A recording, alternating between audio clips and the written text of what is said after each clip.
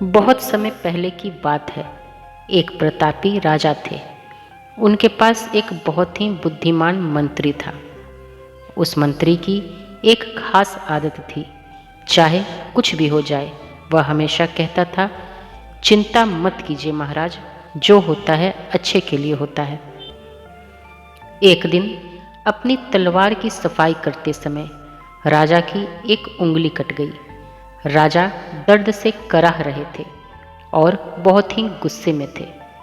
जब मंत्री वहां पहुंचा और उसने राजा की उंगली देखी, तो उसने हमेशा की तरह कह दिया, महाराज घबराइए मत, जो होता है अच्छे के लिए होता है।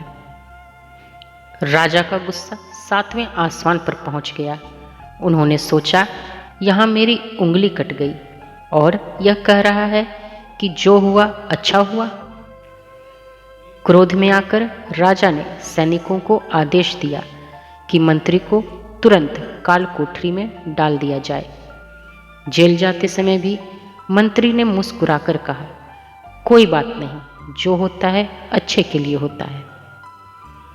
कुछ दिनों बाद राजा अपने सैनिकों के साथ शिकार करने के लिए घने जंगल में गए। शिकार का पीछा करते करते राजा अपने सैनिकों से बिछड़ गए और आदिवासियों के एक कबीले के हत्थे चढ़ गए। वे लोग अपने देवता को बलि देने के लिए एक व्यक्ति को ढूंढ रहे थे। उन्होंने राजा को पकड़ लिया और बलि देने की तैयारी करने लगे। राजा अपनी जान की भीख मांगते रहे, लेकिन किसी ने भी उनकी बात नहीं सुनी। जब बलि देने का समय आया तो कबीले के मुखिया की नज़र राजा के हाथ पर पड़ी। उसने देखा कि राजा की एक उंगली कटी हुई है। मुखिया चिल्लाया, इसे छोड़ दो, यह व्यक्ति अपूर्ण है, इसका अंग भंग है, इसकी बलि हमारे देवता स्वीकार नहीं करेंगे। राजा को छोड़ दिया गया। जान बचते ही राजा को अपने मंत्री की बात याद आई। वे महल पहुंचे और सबसे पहले मंत्री को आज़ाद किया। राजा ने मंत्री के पैर पकड़ लिए और कहा, तुम सही थे, मेरी उंगली कटी इसलिए आज मैं जीवित हूँ।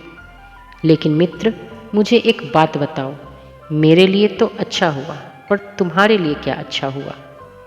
मैंने तुम्हें इतने दिनों तक जेल में रखा। मंत्री मुस्कुराया और बोला, महाराज, इसमें भी बहुत बड़ी अच्छाई थी। अगर मैं जेल में ना होता तो आपका सबसे प्रिय मित्र होने के नाते मैं भी आपके साथ शिकार पर जाता। आदिवासियों को जब पता चलता कि आपकी उंगली कटी है तो वो आपको तो छोड़ देते, लेकिन मेरी बलि पक्का दे देते। इसलिए मेरा जेल जाना भी अच्छे के लिए ही था। कहानी से सीख, कभी कभी शुरू में कुछ चीज़ें हमारे खिलाफ लग सकती हैं, लेकिन भविष्य में उनका परिणाम सुखद हो सकता है।